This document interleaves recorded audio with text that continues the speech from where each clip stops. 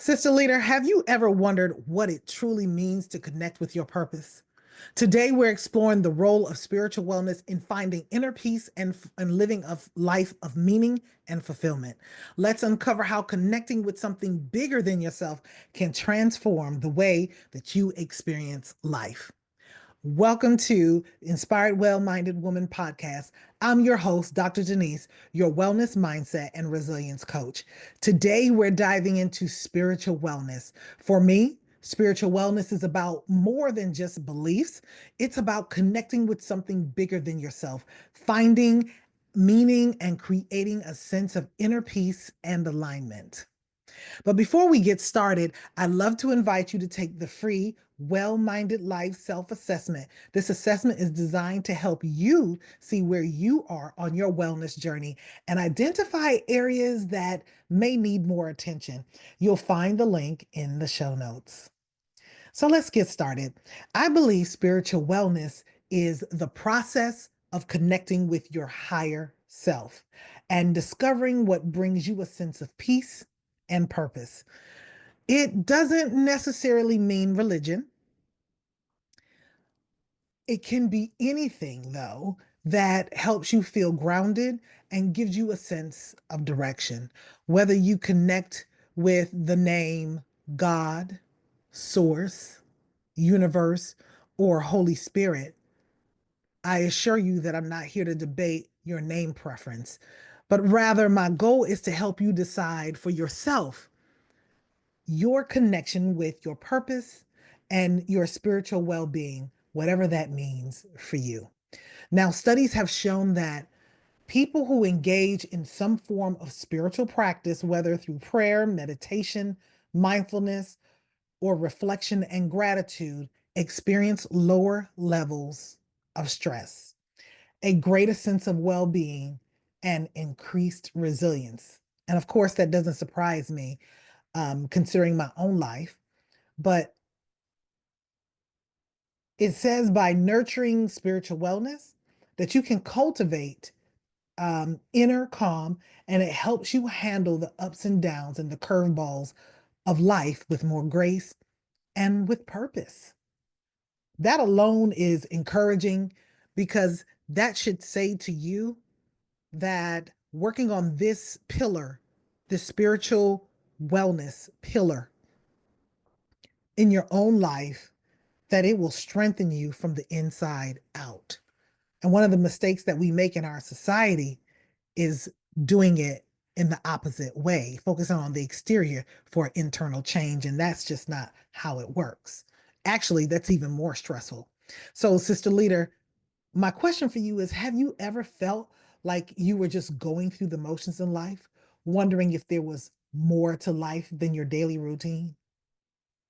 Maybe you've hit a point in your life now where you're questioning your direction or feeling disconnected from yourself. Maybe there's something that changed in your life that's causing you to rethink your purpose, the direction of your life, whether it's you're recently divorced or in a relationship. Maybe you're an empty nester now and you have to figure out who you are at this point in your life now that your children no longer need you. So, whatever it is for you, or maybe you've reached an age, that's a big thing that many women that I talk to have had to face and come to terms with. I have to tell the ones who are 40 years old, oh, honey, you're still young. And they think sometimes they think that it's over for them because they've hit 40. I'm like, 40 is a gift. If you can think about how many people that, didn't make it to that age, right?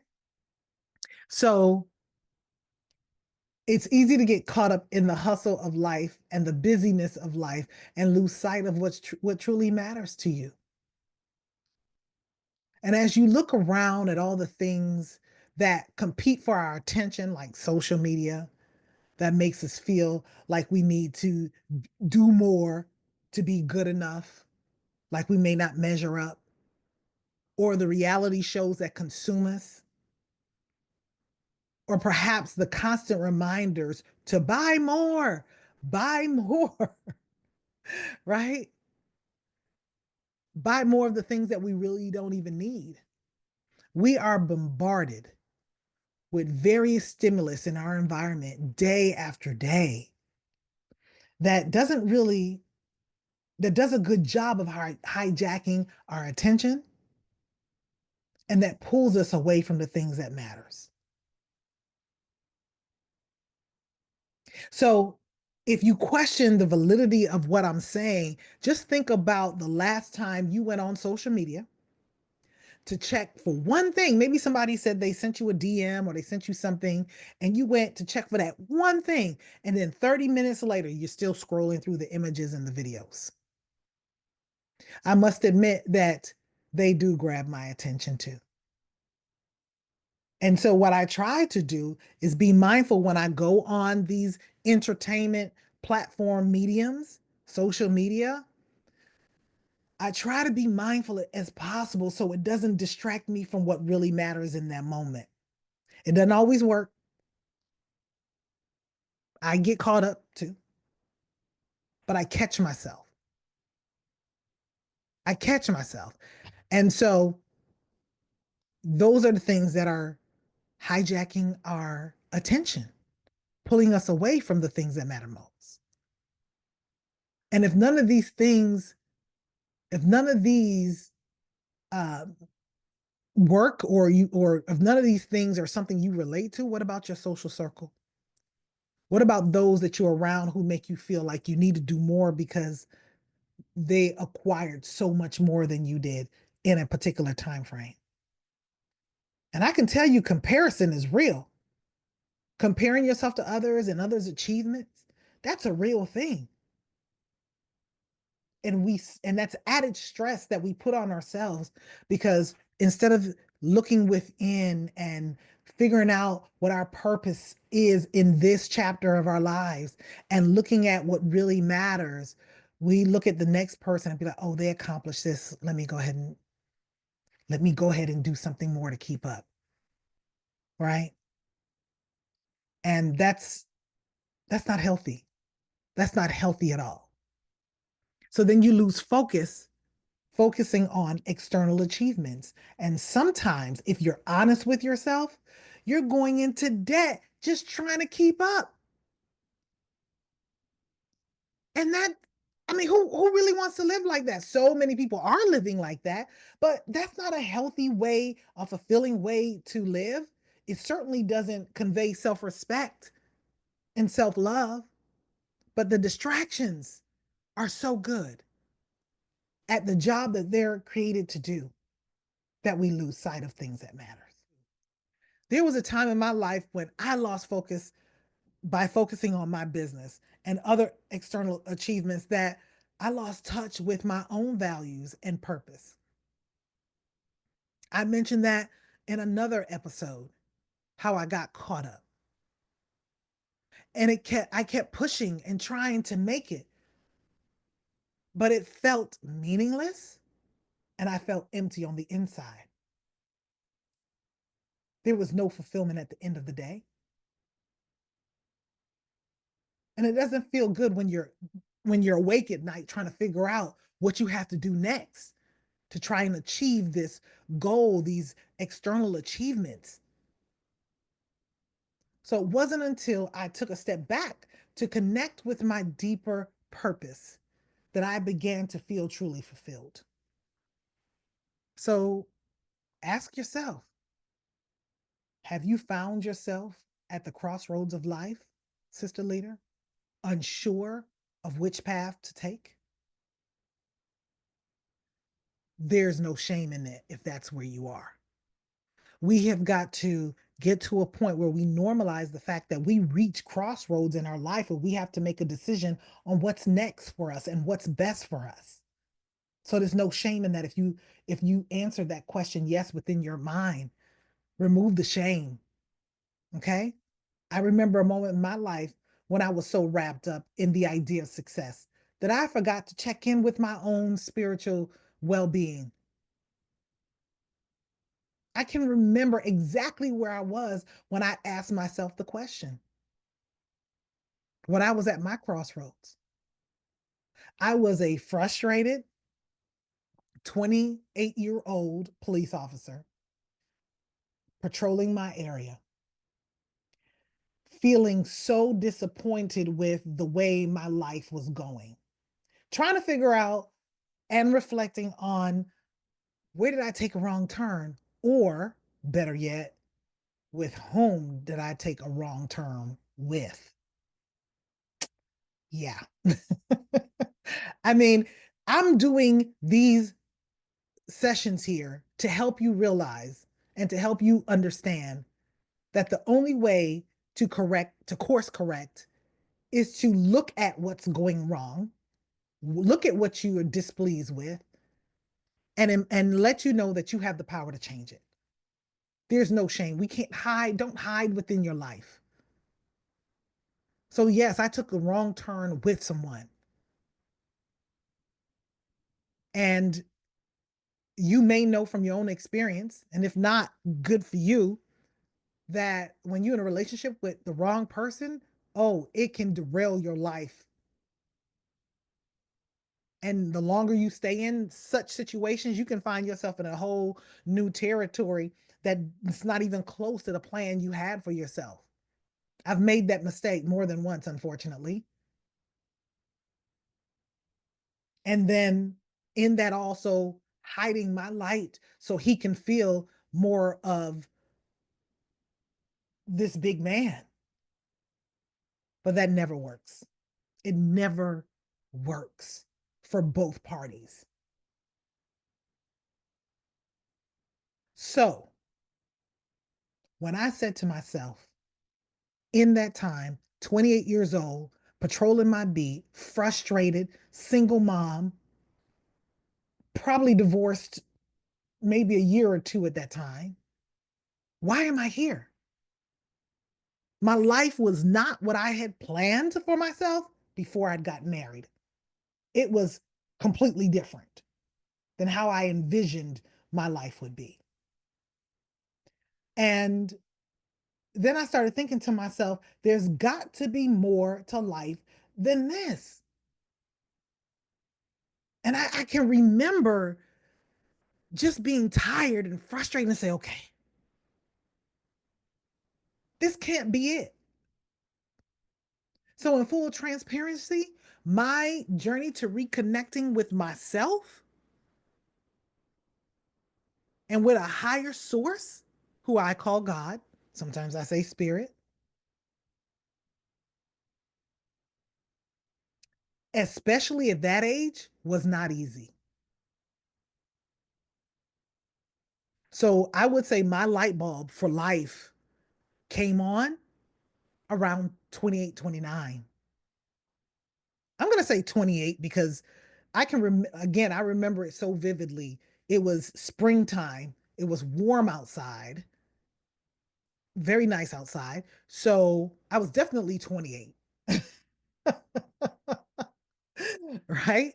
And that's when my journey began. And it's been very transformative, although it wasn't easy. Whenever you look at your own life to find the truth through introspection and to course a journey that aligns and resonates with who you truly are, who you are at your best, it's not necessarily easy. But I will tell you that it taught me, by so doing, it taught me to keep the first things first. And first things first is connecting and staying aligned with God and the purpose for which I believe I'm here.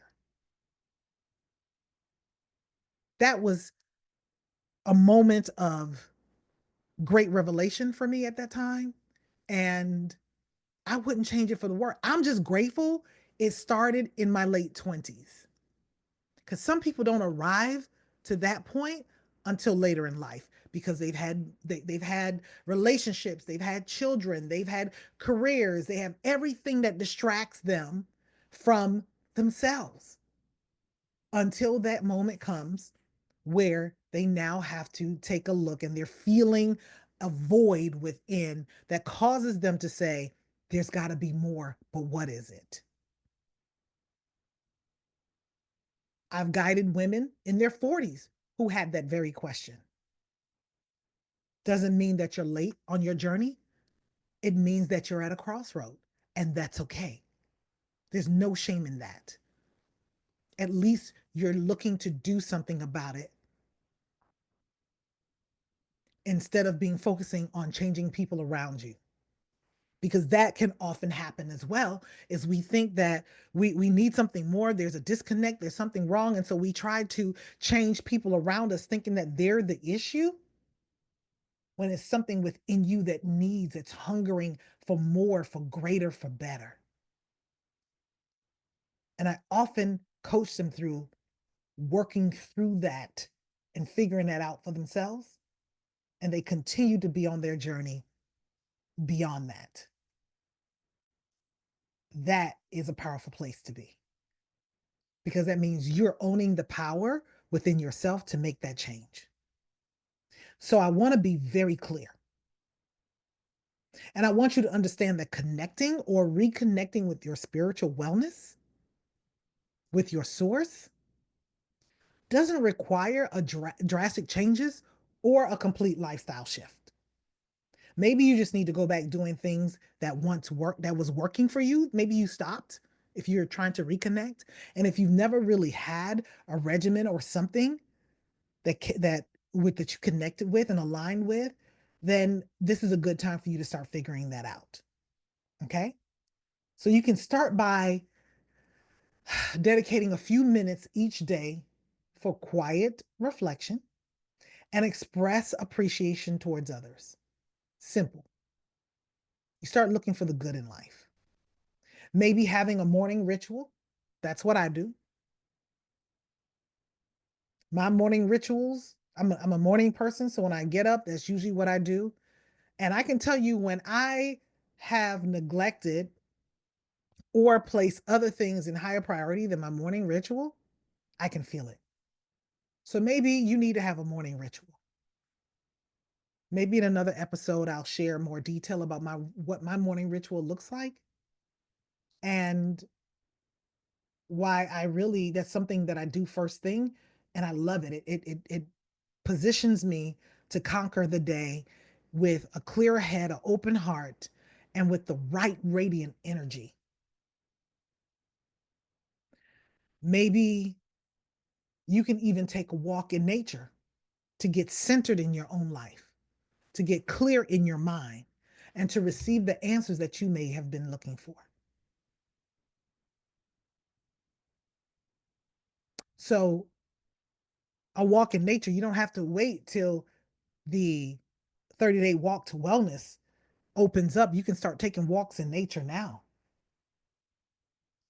to clear your mind, or maybe be still from your cell phone, from your other devices, and from people, just to be still and breathe and be fully present in your life. One of the things, there's a few things that I walk my clients through when I'm working with them. I remember giving a male client of mine um, the task of finding joy in his day. So I want to encourage you to do that as well. Find joy in your day and focus on being fully present and breathing to be fully present in the moment. Sometimes, if you pay attention to how we breathe, then oftentimes we breathe very, very shallow with all the stress and pressures of life and the busyness of life. We're not taking a full breath. And sometimes, if you take that full when you take that full breath, you feel more alive and invigorated in that moment. You feel such a relief. And sometimes people say, Denise, you're always breathing. It's because I had to learn to take a full breath. After all, if you don't breathe, why would I want to limit oxygen to my brain? Right? There's so much tension that I would hold in my body by shallow breathing. And so once I became a certified breath coach, I started to breathe more. In fact, do it here with me now. Just inhale through your nose, filling up your belly.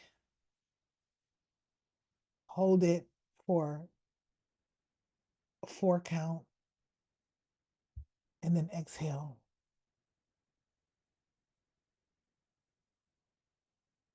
Oh man, that feels good. I hope that was as good for you as it was for me. Okay, so yeah, try taking breathing fully and being present in your life. Now, there are a few other things that I share and assign my clients to do when we're working together. And one of those things is, and is very key to your spiritual wellness as well. And it's very popular. We hear it all the time, and it's practicing gratitude. It's practicing gratitude. And I like people to practice gratitude in a way where they can experience this assignment in a way that they're looking for moments of gratitude throughout their day, right? And so in the gratitude experience, I would say when we would connect, I would say, what are 3 things that you're grateful for today? Some of them can come up with one, and it could be as simple as I woke up this morning. It could be as simple as my parents are still alive. It could be I love my child. I love my spouse. What are you grateful for today? Find 3. Maybe you'll start with one, but find 3 things, right? And start building up on the things that you're grateful for. And when I ask my clients what would, for their feedback on that experience, what they first notice is feeling less stressed. That's not necessarily the answer I look for, although there's no right or wrong answer in the process, but they definitely say it's been consistent that they feel less stressed. The second thing that they tell me is they start noticing all the good that they were taking for granted in their life. And now, from the gratitude experience that I assign them, they're taking time to appreciate the people and the things that are going well in their life now. And I say that that's a win. So if you can find the good, the blessings, the beauty that's already existing in your life and be grateful for that and take a moment to appreciate that, you're already on your way. So when you acknowledge the good in your life, no matter how small it is, you're building the bridge to inner peace and even more good vibrational experiences. You'll find even more good vibrational experiences will actually find you. Okay. Because you're walking in that vibration. You're walking and exuding and radiating that energy of good vibration and gratitude. So of course, only more of that which you magnify in your life can come to you. Okay. um the purpose, your purpose, doesn't always reveal itself in big things, in grand moments. It's often found in those quiet intentional moments where you reconnect with what matters most to you. So start looking for moments of gratitude in your life. Now, Sister Leader, I'd love to hear how you are connecting with your purpose this week, how you're getting back to more spiritual wellness and well-being in your life. I'd like you to share your small action that you'll be taking to nurture your spiritual wellness, and share it in the comments below. And feel free to use the hashtag well-minded leader so we can support each other on this journey. Even though I've been at this practice for, oh my goodness, I've been on my spiritual wellness journey since I was 28. I'm not even going to do the math of how long that's been. It's at least it's over 20 years.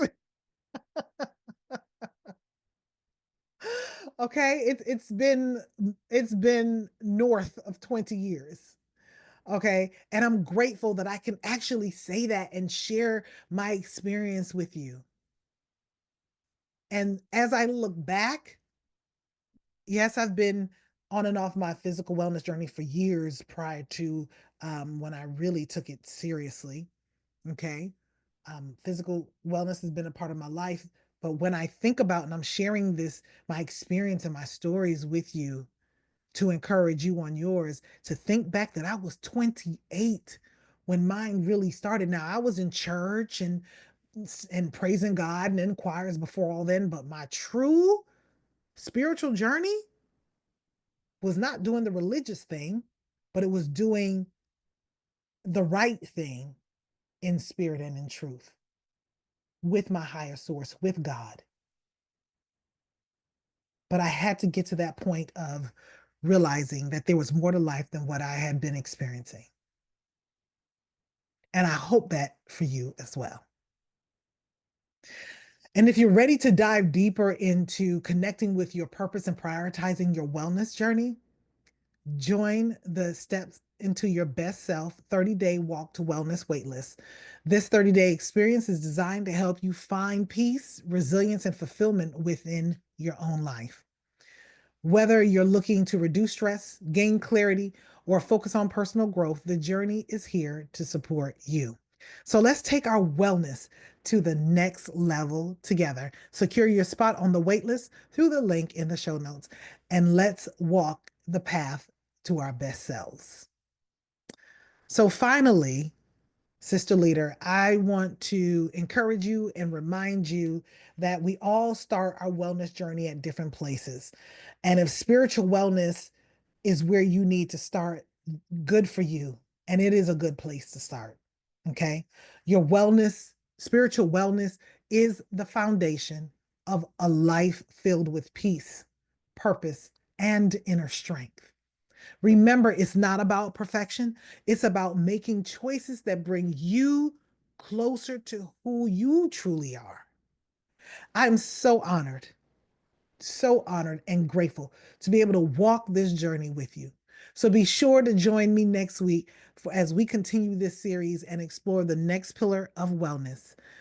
And as we continue to prioritize our wellness, let's soar higher together.